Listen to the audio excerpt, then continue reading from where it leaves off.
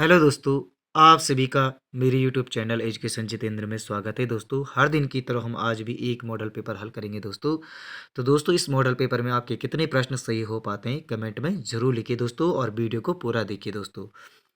प्रश्न संख्या 1, निम्न में से कौन प्रत्यक्ष कर का उदाहरण नहीं है? तो प्रत्यक्ष कर का उदाहरण कौन नहीं है इनमें से?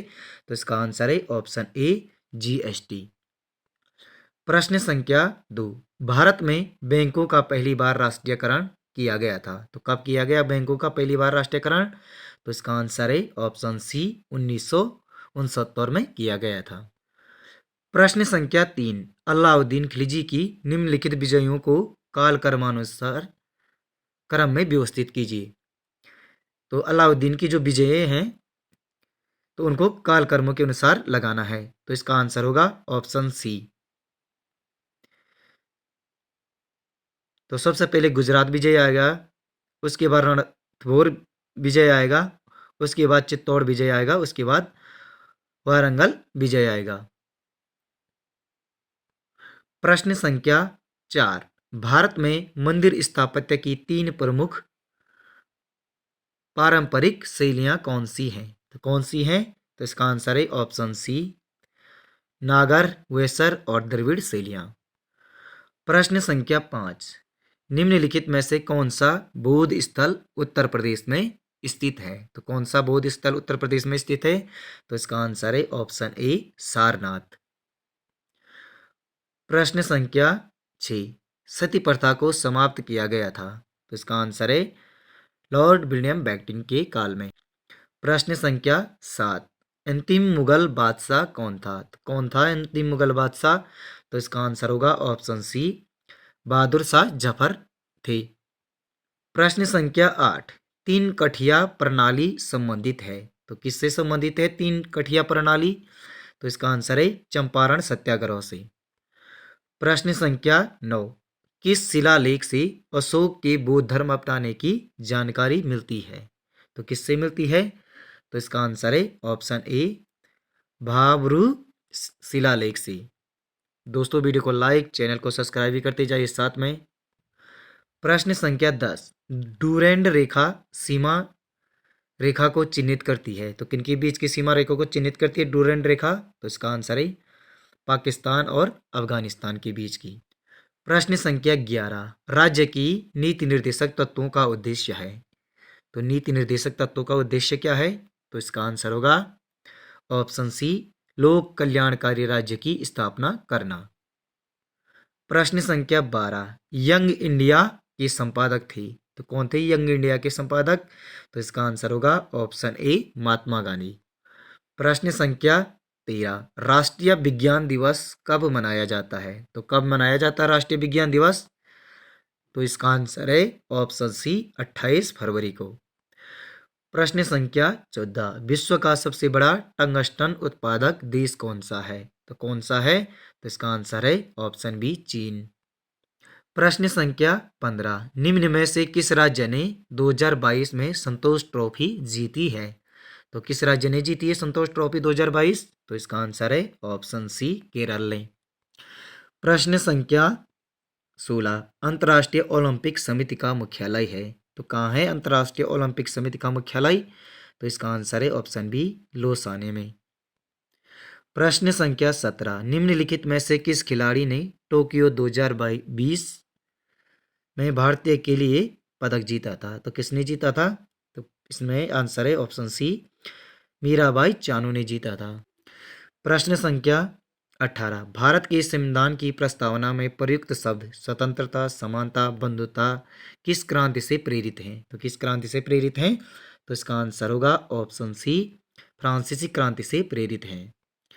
प्रश्न संख्या 19, राज्यों के किस समूह में द्विसदनीय विधायिका है? तो इसका आंसर है ऑप्शन बी, बिहार, महाराष्ट्र, उत्तर प्रदेश, कर्नाटक में द्विसदनीय विधायिका है।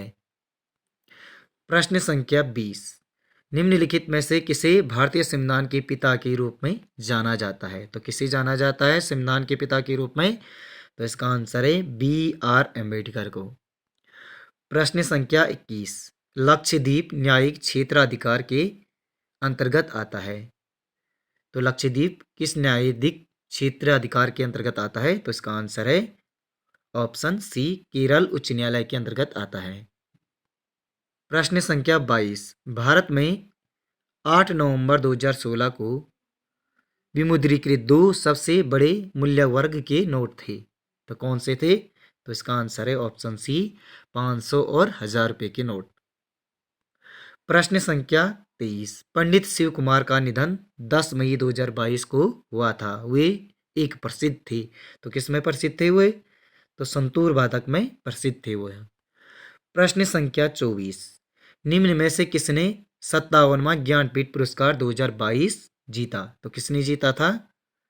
तो इसका आंसर है ऑप्शन ए, कोंकणी उपन्यासकार दामोदर मौजी ने जीता था। प्रश्न संख्या 25, 2021 में ब्रिक्स की अध्यक्षता किसने की थी? तो 2000 में ब्रिक्स की अध्यक्षता किसने की थी? तो इसका आंसर है ऑप्शन बी, भारत ने की थी।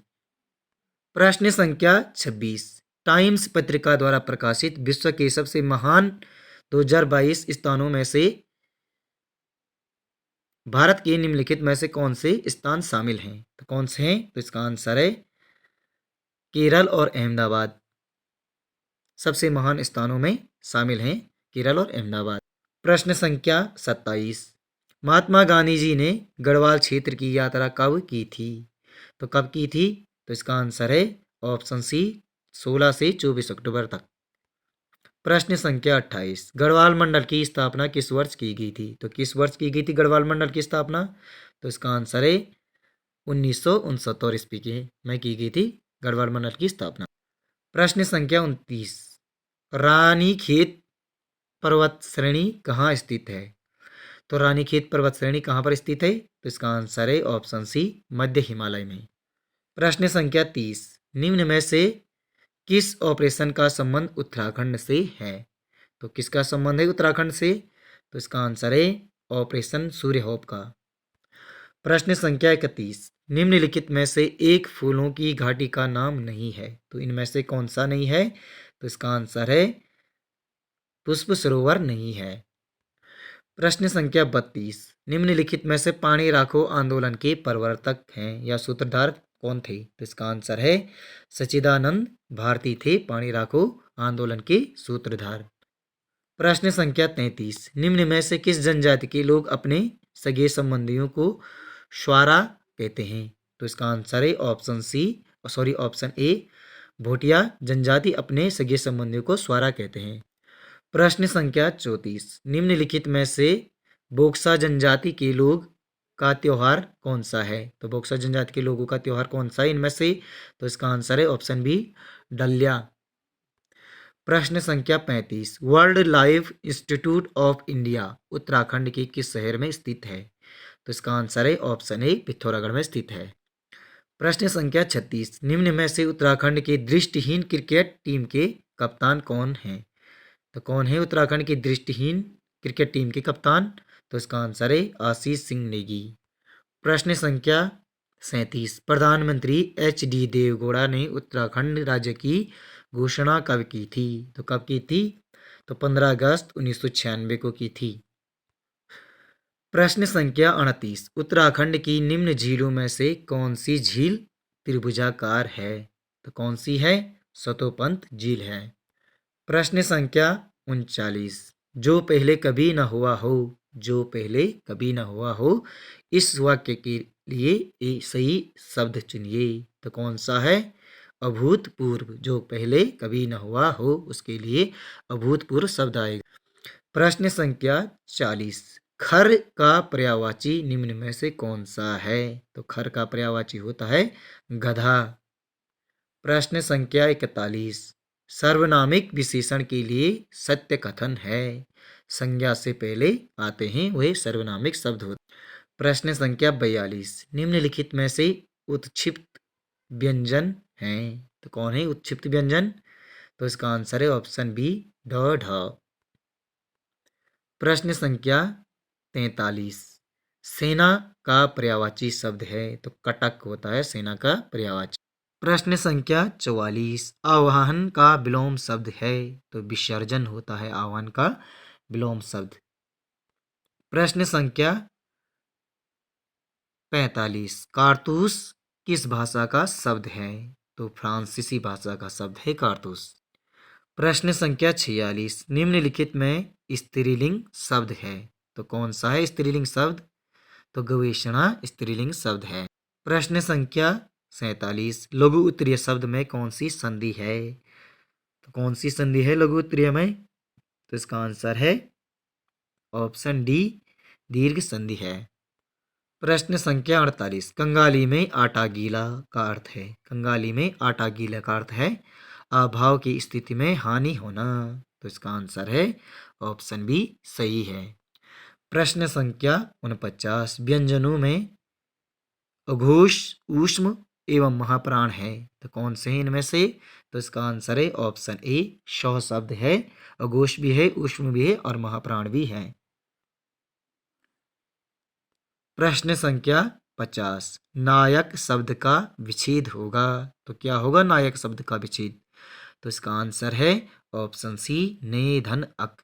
तो दोस्तों आपको यह वीडियो कैसी लगी कमेंट में जरूर लिखिए दोस्तों। वीडियो को लाइक, चैनल को सब्सक्राइब करें दोस्तों, वीडियो को शेयर भी करें। साथ में मिलते हैं अगली वीडियो में अगले मॉडल पेपर के साथ। धन्यवाद दोस्तों।